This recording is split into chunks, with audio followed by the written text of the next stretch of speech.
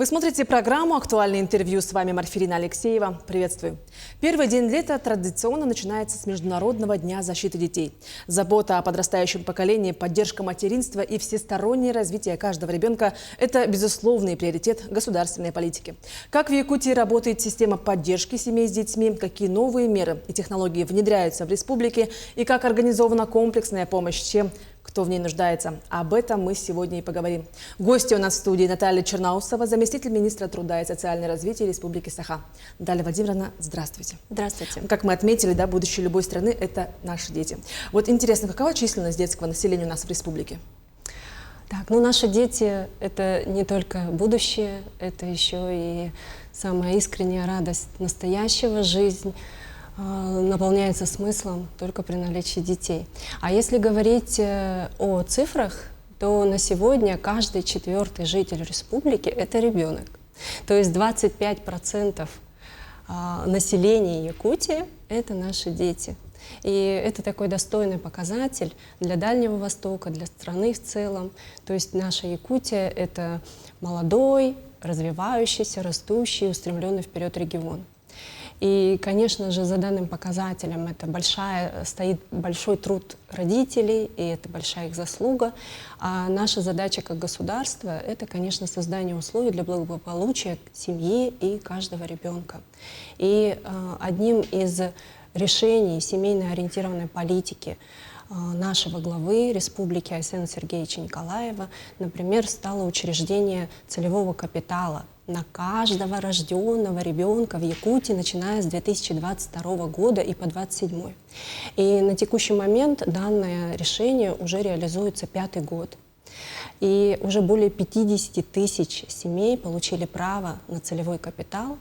Родители направляют его на улучшение жилищных условий, на образование детей, на укрепление здоровья и так далее. Примерно так. Да, действительно, поддержка – это всегда очень важно. И говоря об этом, с сегодняшнего дня, с 1 июня, появилась новая социальная поддержка для родителей с 2 детьми и более. Давайте подробно расскажем нашим зрителям, родителям, как же получить эту выплату, к кому обращаться подробно. Да, с сегодняшнего дня вступает в силу прием заявлений, так сказать, на новую семейную выплату. Это федеральная мера поддержки. Эту выплату еще называют налоговой, потому что, по сути, она представляет собой перерасчет за предыдущий период, то есть за 2025 год для работающих родителей, перерасчет уплаченного налога на доходы физических лиц по ставке 6%, и вот эта разница, она возвращается родителям. Кто имеет право? Как я сказала, да, те, кто работал за предыдущий налоговый период в 2025 году и уплачивал НДФЛ. Второе условие – это родители 2 или более детей до 18 лет. Учитываются дети до 23 лет в случае очного обучения. Также среднедушевой доход семьи не должен превышать 1,5-кратной величины прожиточного минимума. И еще имеются условия по имущественной обеспеченности. Но критерии по имущественной обеспеченности, они по аналогии с единым пособием. То есть родителям будет проще разобраться. Значит, эта выплата, она выплачивается единовременно. Подать заявление можно, начиная с сегодняшнего дня, с 1 июня и до 1 октября. Сделать это можно через портал госуслуг, через офисы «Мои документы», конечно, и в клиентских службах отделения Социального фонда России. И такой момент, что право на эту выплату имеет каждый работающий родитель. То есть и мама, и папа может подать заявление. А допустим, если такой случай, то, что один родитель работает, один пока безработный, но в прошлом году он все платил, он работал, он может подать? Да, может, конечно. Ну что ж, и, конечно, безусловно, новая выплата – это вообще денежная мера, всегда очень важно, но все же есть такие моменты и вопросы, которые тоже требуют поддержки, не финансовой. Немножко о них подробнее расскажите. Какие это бывают меры? Это меры поддержки, знаете, социального сопровождения, я бы так сказала, семьи. То есть, когда семья нуждается в социальных услугах. Сейчас данное направление тоже совершенствуется усовременивается, внедряются новые подходы, новые технологии. Акцент государственной политики сейчас в данном направлении ставится на профилактику социального сиротства и на создание условий для благополучия и сохранения семьи. Что касается нашей республики, то у нас при Министерстве труда по всей республике сейчас 39 подведомственных учреждений, которые работают в данном направлении, то есть с семьей и с детьми.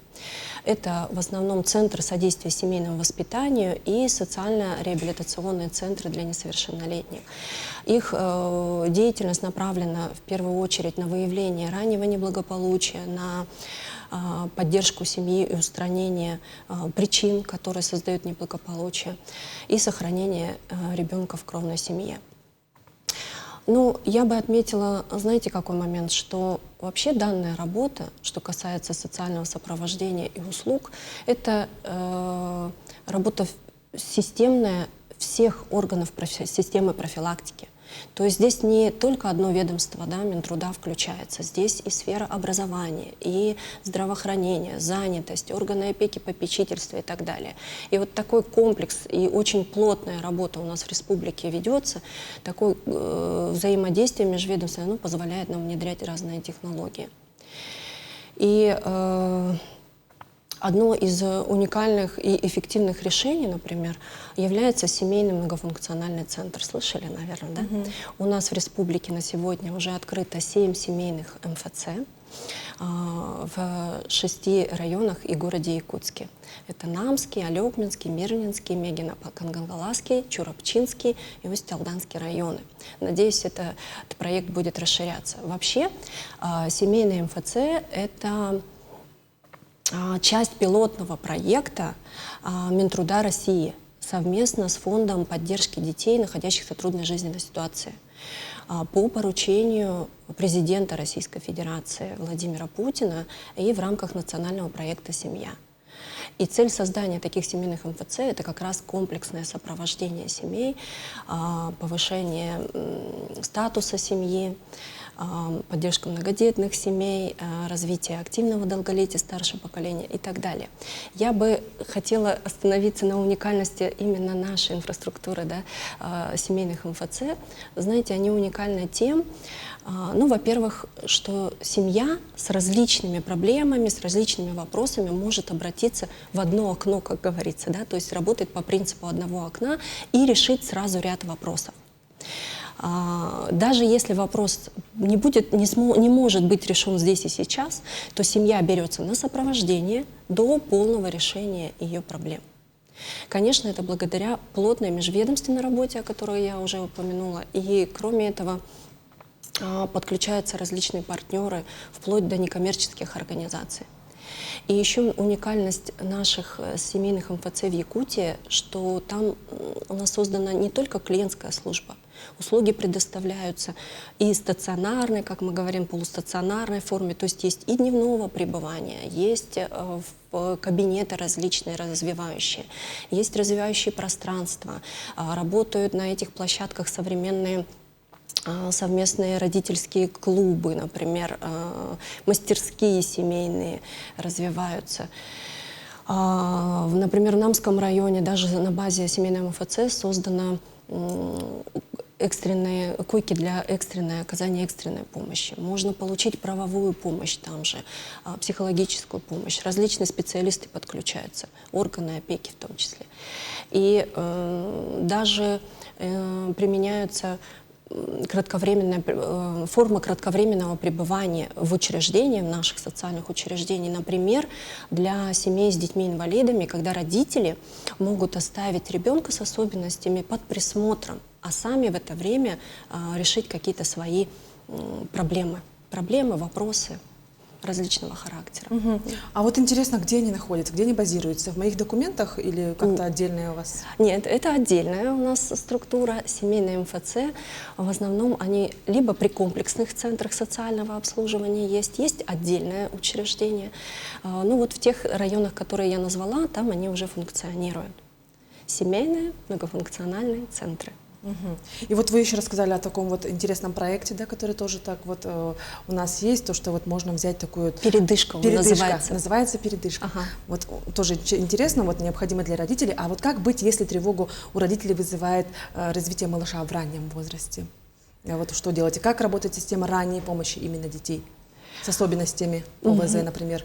Да, это такая очень важная тема, и система ранней помощи вообще она себя представляет комплекс мероприятий, услуг, направленных на содействие в физическом и психическом развитии ребенка от рождения до 3 лет. Причем это могут быть как уже выявленные какие-то недостатки, вернее ограничения жизнедеятельности, так и какие-то факторы, которые вызывают риск возникновения каких-то нарушений или задержки, да, в развитии ребенка. И если родители испытывают некую тревогу, они также могут обратиться в соответствующее учреждение. Вообще в системе ранней помощи участвуют учреждения разной ведомственной принадлежности. То есть это дошкольные образовательные учреждения, это поликлиники и это наши социальные реабилитационные центры.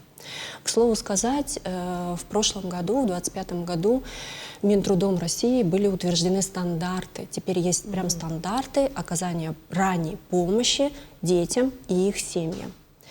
У нас же в Якутии, начиная с 2017 года, уже оказывается и уделяется большое внимание данной проблематике, оказывается ранняя помощь на базе реабилитационных центров.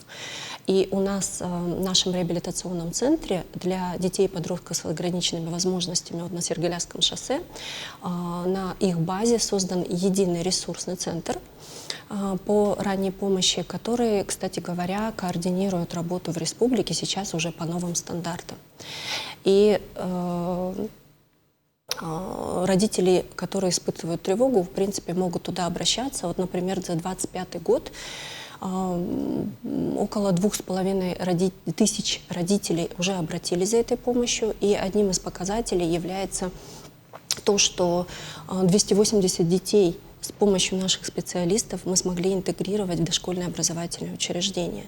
И около 200 родителей смогли трудоустроиться или выйти на работу. Ну, это тоже большое дело для семьи. Это все, вот, получается, началось с 2017 года, да? Вот эта вот работа, поэтому так постепенно, или вот с прошлого года? На самом деле наши реабилитационные центры работали с детьми, начиная с месяца. Просто более правильно, более системно эта работа была построена у нас в Якутии, начиная с 2017 года, создан вот конкретный ресурсный центр, вот так велась эта деятельность. А сами стандарты, вот их никогда не было стандартов на федеральном уровне, вот сейчас они уже утверждены, и сейчас вся республика, вот мы совместно с Министерством здравоохранения, с Министерством образования и науки республики, мы работаем в данном направлении. Ну что ж, и в завершении ваши поздравления с Днем защиты детей. Ой, с удовольствием, конечно же, я поздравляю всех нас, всех якутян с Днем защиты детей. И я бы хотела пожелать нашим детям, конечно же, здоровья в первую очередь и безопасного и счастливого детства. А родителям желаю хранить этот хрупкий мир, всегда поддерживать и любить своих детей и делать их счастливыми. Совместно государство поможет в этом. Я тоже присоединяюсь с праздником к вашим словам. Ну что ж, Наталья Владимировна, спасибо, что вы уделили время и осветили такую важную тему. Благодарю вас. Вы смотрели программу «Актуальное интервью». До встречи в эфире.